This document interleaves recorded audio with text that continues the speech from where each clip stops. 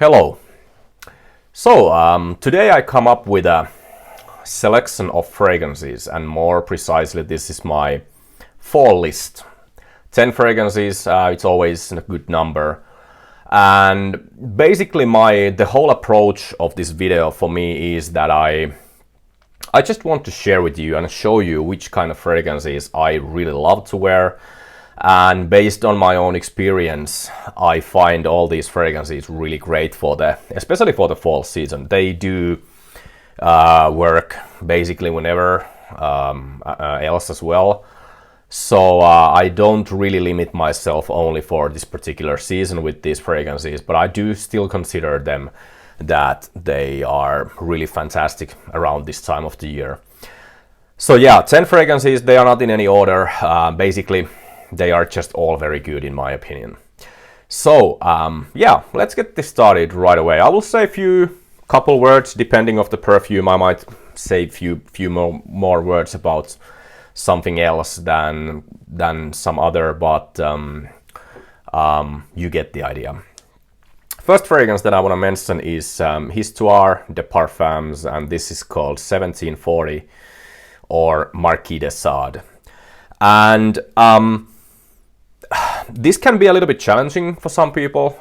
Personally, I really love it. I don't find anything challenging about this perfume. It's a very smoky, slightly animalic. It has leathery aspect. It's dry, but there is also this kind of, to me at least, there is this kind of sappiness to the fragrance that it makes me think of like a tree sap, gooey kind of tree sap. It has a little bit of sticky quality to it. There is a lot of spices as well, especially there is also Immortelle that gives this really warm, very strong spicy smell to the fragrance. So especially the Immortelle can probably be a little bit tricky to some people, but personally I really like this. There's also a lot of like some kind of, I think, Patchouli accord in this one, which I do recognize quite easily with this fragrance. So 1740 by Histoires De Parfums. Next fragrance is from Chanel, and this is Coromandel, and this is the EDT version of it, which is absolutely lovely. I think that Coromandel is just so beautiful fragrance. Like, it smells amazing. Although it's not my absolute favorite fragrance in the world, just because it's maybe, even though I love wearing it and I find that it suits me, or I like when I wear it, I like how it makes me feel, let's put it this way. But I do have some other fragrances that I feel that are better basically for my personality or my, how should I say, like the vibe that I want to maybe give, if that makes sense, when I wear a perfume. And maybe this is not something that is totally me, but I still enjoy this very much. And the EDT to me, compared to EDP, which is still good, is that it fits me better. It's a little bit less powdery version. I find that there's a little bit more citrus on top, and also there's a little bit more kind of almost slight dirty quality to the perfume. I think that it's a bit harsh to say that Coromandel is dirty, but there is something slightly more austere or earthy especially about the patchouli note in this perfume. It's very Chanel style and way, like airy and still light, but I do find it very smooth, and the EDT version to me it's not as aggressive as the EDP can be. At least on my skin it was a little bit too much. The EDT is just perfect. It's absolutely amazing. Very woody also. Reminds me a little bit of like lacquered wood type of this kind of like shimmering lacquered wood accord, and it has a little bit of like slightly smoky quality to it as well. Really good stuff. Next one is, I will actually choose this one, which is Fougere Bengale by Parfum d'Empire. I made a video about this. This is absolutely also fantastic. It's very like foresty. It's very hay-like. It has a hay-like quality to it. It's at the same time it's dry, but there is also this kind of wet tobacco feel to it. which is very interesting that it can be at the same time basically a little bit dry and also that kind of wet leafy tobacco feel with this. Also, this has a lot of Immortelle in there, so it's just, I do like Immortelle quite a lot. It has very unique, spicy, almost, many people say that it smells like curry, but I don't necessarily, I don't disagree, but it doesn't smell exactly like curry to me. It does have slight quality of some kind of that type of a spice, but not necessarily curry, for me at least. There's also oak moss, so it has this kind of tree or foresty tree moss feel to me more than I actually can smell the actual oak moss. So just makes me think of forest, greenery, leaves, and some kind of like very spicy touch to it as well, which is just really fitting to this season, I would say. Number 4, or fourth fragrance that I want to talk about, is Bel Ami Vetiver by the house of Hermes. I always thought that Bel Ami is my favorite, compared these to these two, but actually Bel Ami Vetiver has become something that I do prefer over the Bel Ami. I do find that this doesn't have too much vetiver in it, which is good because vetiver is not usually my favorite thing.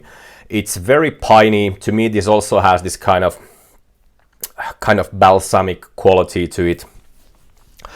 It's quite rustic as well. The leather in here is very nicely pronounced. This does have also this kind of like very oily feel to it. Very classy, elegant. To me, it smells quite adult and grown up, if that makes any sense. Just in Hermes style, it's very nice. Just something that I truly appreciate a lot.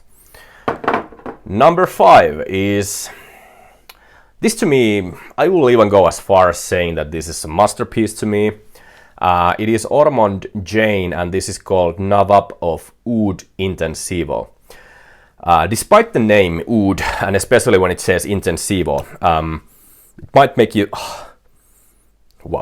might make you think of like oud, intensive oud, but no, I definitely, if I didn't know about the name, I wouldn't even notice that there is oud in here. And believe me, because oud is definitely not my favorite thing to smell, or especially when I'm wearing a perfume, I don't want it to smell like oud. This to me is mostly, it's this kind of, if I try to summarize it very like in a short way, it's a very nice, airy, light, fresh, rose cardamom type of a perfume.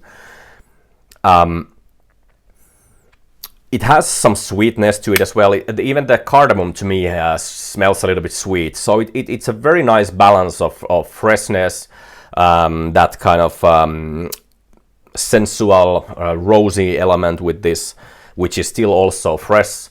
And the cardamom has its obvious spice element in here as well, but also it does have the certain like sweeter element to it, which sometimes, for example, here in Finland we use in cinnamon buns. We use also in the pastry we use cardamom in there, so it has like a sweeter aspect. And to me, the cardamom reminds me a little bit of that kind of usage of the cardamom. Lasts basically 2 days. I'm not even kidding, and it never feels overpowering or overbearing. It's just absolutely fantastic. I highly recommend. If I recommend anything, I recommend this. It's beautiful. 5th fragrance is my favorite Tom Ford, and this is Patchouli Absolu. What can I say? I mean, it's quite bold, or it can be quite bold. And this to me gives a very manly feel. I love to wear this. I love to feel manly, and this definitely gives me that feeling whenever I wear it. The patchouli is very kind of dark, has an unpolished feel to it. It really is something, if I think about like Tom Ford, and what first thing that makes me think of when I think about Tom Ford and the private blend fragrances is that they are a little bit more charismatic. There is Like I said, boldness to them. There is some definite edge to the fragrances, and this definitely has that, in my opinion. It's really lovely. Discontinued as basically majority of Tom Ford's best fragrances, in my opinion. But if you can find this, and if you like patchouli, I really think that you probably would and will like this one as well. Like I said, it's my favorite. I've tried pretty much all of them, and this is just so freaking masculine to me and amazing to wear whenever I'm, for example, dressed up or something. So it really works really well on such occasions. Next fragrance is from actually my most recent purchase, which is Houbigant Bois Mystique, and this is the Extrait version of it. I was able to find this for a very nice price, considering that this costs crazy much amount of money, like 450 euros or something like that. I would never pay that, but this is a fantastic scent. It's very similar as the Bois Mystique EDP is to Creed's Royal Oud, which I do like, but I never Royal Oud never felt like my perfume for some reason. There was always something that made me, for example, sell my bottles that I've had of it. But Bois Mystique to me is something that I always wanted Royal Oud to be for me. It's this kind of peppery cedar wood, gaiac wood perfume. So it has that slightly almost sawdust feel to it, cedar wood chips type of a smell, and the pepperiness in here is very present. Quite simple perfume that it doesn't change too much, but when it smells like this the whole time, or the opening is absolutely fantastic, and basically it smells like that almost the whole time when I wear it. So it's just beautiful and so great. One of the nicest woody fragrances that I can say that there is. I haven't worn this too much yet. I mean, this is a 100 ml bottle. I've worn this enough, in my opinion, to be able to say that I find this to be an amazing fragrance, and I'm so happy to have it. Then I will use the word masterpiece again. I'm sorry about that, which I very rarely use the word, but this list is pretty good, I would say, even though it's my own choice and it might sound cocky to say that, but I wouldn't do this list if I didn't consider that it's good. So this is Heritage EDP. It's a little bit older bottle. I don't know how it smells like nowadays, and I could have chosen the EDT as well. I actually do have a vintage of that, but I do prefer the Eau de Parfum a little bit. It has a little bit, this even has a little bit more, some kind of like musk, animalic musk. And it's definitely stronger version. Heritage to me as a perfume in general is a hard one to categorize, because it has this almost, like the first hour or two is pretty much something that I always consider as a barbershop style of perfume. It has that really nice, well-groomed, quite classic way masculine smell to it. There is a lot of like lavender, there is a lot of spicy elements there. There's also beautiful like citrus just surrounding the perfume and giving that nice airiness to the scent. With Heritage, I always admire the really great way of using the sandalwood note in here. Many people say about or talk about patchouli with Heritage. I do think that the patchouli can be smelled in this one as well. But for me, it has always been about the sandalwood mostly, and it has that beautiful like vanillic, tonka, slightly powdery base. Just very classy perfume. Incredible, I would say. Heritage EDP. Ninth fragrance is what else than Kouros by Yves Saint Laurent. And this is oh my goodness. Yeah, I mean, Kouros to me has always smelled like, I don't get the urinal cakes thing or anything like challenging with this perfume, but this has always smelled to me like, I always see the image in my head very vividly. It's been a long time since I've been into swimming hall, but to me this smells like the men's showering area on swimming hall, when you go there, and usually there are those tiles on floor, and people, when they are obviously washing themselves, washing all the dirt and the sweat and all that from their skin, and sometimes using some kind of shower gel basically. So that this basically to me smells like the mix of the steaminess of the showering area and the water that's running down the floor, which has all the like human body sweat and the showering gel and the soap and all that, and there is that slight dirty smell to it. So this always smells like that to me. I cannot describe this perfume in any other way than that, because it's a very complex scent. I don't pick up basically majority of the notes that's been used in here, so I rather tell you what this makes me think of. But Kouros to me is an absolute beautiful perfume, still very, very relevant on this day as well. Came out 1981, and it's still to me one of the best men's fragrances ever made, and I don't find it hard to wear or difficult to wear. I think that it's beautiful.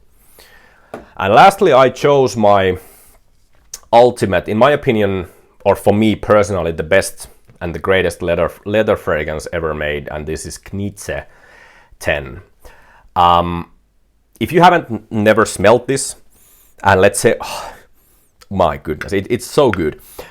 If your experiences with leather fragrances are limited to something like ombre leather, what else, Tuscan leather maybe, well, that's actually, it has a little bit of boldness to it. But if you have smelled those kind of like very mild leathers before, this can be a little bit shocking because it smells old. There's nothing modern about this perfume to me. It even smells to me a little bit like an old bathroom, I would say, when I, for example, used to visit my, no offense to my grandma, but my grandma and her, you know, old person's bathroom is what this smells like to me, in a very good way. It has this very kind of old floral type of smell to it, mixed with leather. It's very, very dry, but there is also a very nice, almost aromatic feel with this perfume, and it's it's definitely something that has quite a lot of character to it, but it's one of the coolest fragrances in my opinion. It's a bit of a cliche to always wear a leather jacket with leather perfume, but I think that you cannot go wrong if you wear this and you wear your favorite leather jacket. Even some kind of like winter like overcoat works, or like a wool coat works really well, because to me this has this kind of like older classic class to it. Might require a few times to try this out, and there is a chance that you are not going to like this, which is totally fine, and I understand, but for me this is the ultimate leather perfume that's out there. So there you go. That was my 10. I could have chosen so many others as well, but I think that I'm fine with these perfumes that I chose into this video. I hope that you enjoyed it. Hopefully you at least saw something a little bit different than mostly you see in these kind of videos. It's just that it's my style. It's not better than anybody else's, but like I said, hopefully at least it's not the same as many times you probably see in here. I guess that I'll see you in the next video. I wish you all a great beginning of the fall season, and until next time, bye bye and thank you.